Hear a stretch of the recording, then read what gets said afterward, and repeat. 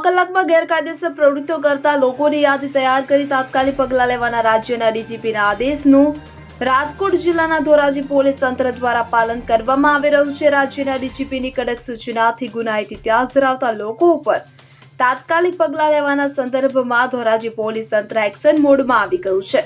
ડીજીપીની સૂચનાનું પાલન કરનાર ધોરાજી પોલીસ તંત્રએ શ્રી ગણેશ કરી પણ લીધા છે, તો જેના ભાગરૂપે ધોરાજી શહેર અને ધોરાજી તાલુકો ઉપલેટા, ભાયાવદર, પાટણવાવ આમ 5 પોલીસ હદમાં આવતા ગામમાં ભારે ગુનાહિત કૃત્ય કરનાર અને ભારે ગુનાહિત ઇતિહાસ ધરાવતા લોકો જેવા કે ગેરકાયદેસર શારીરિક સંબંધ બાંધનાર અને ખનન માફિયા, ખનીજ માફિયાઓની મની લોન્ડરિંગ જેવા અનેક મોટા 75 જેટલા મોટા અપરાધીઓને IPS Simran Bhardwaj, PI Godham, PSI તથા ધોરાજી શહેર અને તાલુકાની ઉપલેટા, ભાયાવદર, પાટણવાવના પોલીસ તંત્ર અને પોલીસ કર્મચારીઓની ઉપસ્થિતિમાં કાયદામાં રહેશો તો ફાયદામાં રહેશો તેવું ભાન આરોપીને કરાવવામાં આવ્યું હતું। હવેથી કોઈ પણ પ્રકારની લીલિયાવાળી પોલીસ તંત્ર નહીં ચલાવી લે, કાયદો વ્યવસ્થા જળવવા તે માટે ગેરકાયદેસર પ્રવૃત્તિ ન થાય, તેમ છતાં કોઈ કાયદો વ્યવસ્થા નહીં જળવાય તો તેવા લોકો પર કડક પગલાં લેવામાં આવશે તેમ જણાવ્યું હતું।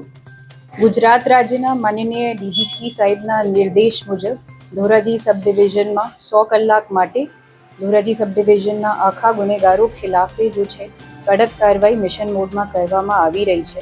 રાજકોટ ગ્રામ્યના માનનીય પોલીસ અધિક્ષક સાહેબના માર્ગદર્શન હેઠળ હવે સુધી ધોરાજી સબ ડિવિઝનમાં જેમાં 5 પોલીસ સ્ટેશન આવડે છે, ધોરાજી સિટી, ધોરાજી તાલુકા, ઉપલેટા, ભાયાવદર અને પાટણવાવ, આમાં 8 જેટલા જો છે ઇલીગલ વીજ કનેક્શન કાપવામાં આવેલ છે। ઇલેક્ટ્રિસિટી એક્ટ હેઠળ પણ 2 કેસો કરવામાં આવેલ છે।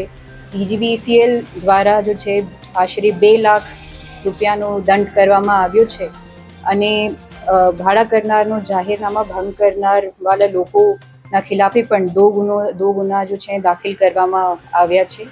આના ખિલાફે ખનન માફિયા પણ પોલીસની કાર્યવાહી ચાલુ છે અને એમના પણ વાહનો પોલીસ દ્વારા જપ્ત કરવામાં આવેલ છે અને હવે ખાન ખનીજ વિભાગ દ્વારા એના ખિલાફે ફાઇનની કાર્યવાહી जो છે આ ચાલુ છે।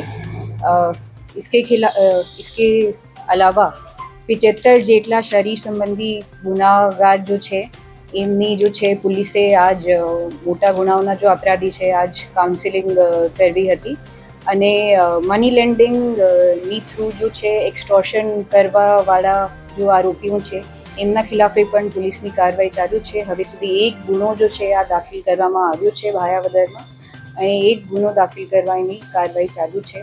દબાણ, ગેરકાયદેસર દબાણ કરવાવાળા લોકો પણ પોલીસની કાર્યવાહી ચાલુ છે। હવે સુધી જો છે 2 નોટિસ આપવામાં આવી ચૂક્યા છે અને 2 જગ્યાઓ પણ તંત્રની કાર્યવાહી જો છે દબાણ રિમૂવલ માટે ચાલુ છે। અલ્પેશ ત્રિવેદી સાથે CN24 ન્યૂઝ ધોરાજી। હવે જુઓ દેશ દુનિયાની તમામ ખબરો તમારી આંગળીના ટેરવે। ઉઠાવો મોબાઈલ અને Google Play Store પરથી ડાઉનલોડ કરો અમારી CN24 ન્યૂઝ મોબાઈલ એપ।